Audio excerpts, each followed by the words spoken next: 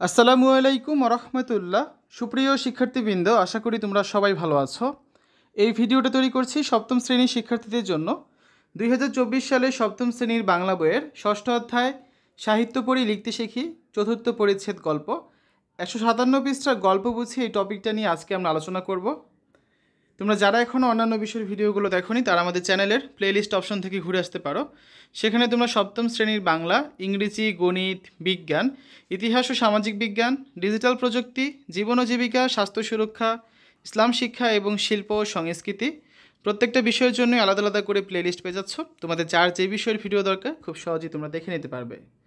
গল্প পড়ি 2, এখানে হালিমা খাতুনের লেখা আষাঢ়ের এক রাতে একটা গল্প রয়েছে। তো গল্পটা তোমরা বই থেকে পড়ে নিবে, এটা আর ভিডিওতে আলোচনা করব না। আমরা এখন 157 পৃষ্ঠায় যে কাজটি রয়েছে গল্প বুঝি এটার সমাধান দেখব। শিক্ষকের নির্দেশ অনুযায়ী তোমরা দলে ভাগ হও। উপরের গল্পে কি বলা হয়েছে তা দলে আলোচনা করে বোঝার চেষ্টা করো। কোন দল কেমন বুঝতে পেরেছে তা যাচাই করার জন্য এক দল অপর দলকে প্রশ্ন করবে। এজন্য আগেই দলে আলোচনা করে কাগজে কয়েকটি প্রশ্ন লিখে রাখো। দেখো আমরা উত্তরটা দেখি। শিক্ষকের নির্দেশ অনুযায়ী আমরা ক, খ ও গ দলে ভাগ হলাম। আষাঢ়ের এক রাতে গল্পে যা বলা হয়েছে তা দলের সবাই আলোচনা করে বোঝার চেষ্টা করছি। কোন দল কেমন বুঝতে পেরেছে তা যাচাই করার জন্য একদল অপর দলকে প্রশ্ন করি। ক দল, আষাঢ়ের এক রাতে গল্পটিতে গ্রাম বাংলার চিরচেনা রূপ লক্ষ্য করা যায়, আর সেই রূপের প্রধান দিক হলো নৌকা চালানো আর মাছ ধরা। সাজেদ তার দুই বন্ধু বিপুল ও বাইজিৎকে নিয়ে মাছ ধরার পরিকল্পনা করে। মাছ ধরার জন্য বড়শিতে টোপ দেয়। সময়টা ছিল আষাঢ়ের এক রাত। তিনু নৌকার হাল ধরে বসেছিল।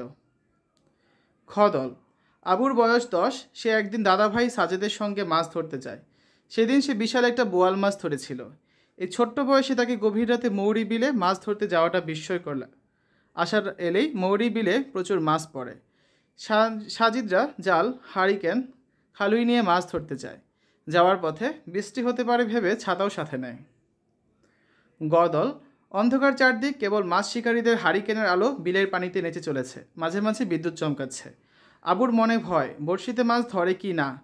কাকা তেলাপোকার টোপ দিয়ে 5টা চিতল মাছ ধরেছিল। এমন সময় বৃষ্টি নামলো। তিনু ভাই বড় মাছ। নৌকার খোলের মধ্যে দরাম করে এসে পড়ল এক এক বিশাল বড় বোয়াল মাছ, প্রায় আবুর সমান।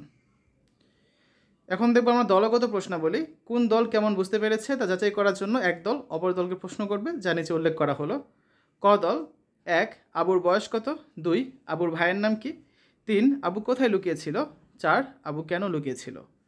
খ দল, 1 আবু কোন মাছ ধরেছিল, 2 সবাই কোন বিলে মাছ ধরতে গিয়েছিল। তারপর 3 নাম্বার কে নৌকা বাইবে। 4 নাম্বার আবু তার বড়শিতে কিসের টোপ গেঁথে দিয়েছিল। গ দল, 1 নাম্বার নৌকার খোলের মধ্যে কি এসে পড়লো, 2 মৌরি বিলে কী কী মাছ পাওয়া যায়, 3 সাজেদের দুই বন্ধুর নাম কি, এবং 4 নাম্বার সেই রাতে তাদের জালে কোন মাছ ধরা পড়েছিল। তো এই আজকে আলোচনা। আমরা আগামী পর্বে 158 পৃষ্ঠার বলিও লিখি। আষাঢ়ের এক রাতে গল্পটি নিজের ভাষায় বলো আর নিজের ভাষায় লেখো, এই প্রশ্নের সমাধানটা করে দিব। শিক্ষার্থীরা এতক্ষণ তোমরা দেখলে সপ্তম শ্রেণীর বাংলা ষষ্ঠ অধ্যায় সাহিত্য পড়ি লিখতে শিখি 157 পৃষ্ঠার সমাধান। আশা করি ভিডিওটা তোমাদের কাছে ভালো লেগেছে। পরবর্তী ভিডিওগুলো দেখার আমন্ত্রণ জানিয়ে আজ এখানে বিদায় নিচ্ছি। আল্লাহ হাফেজ।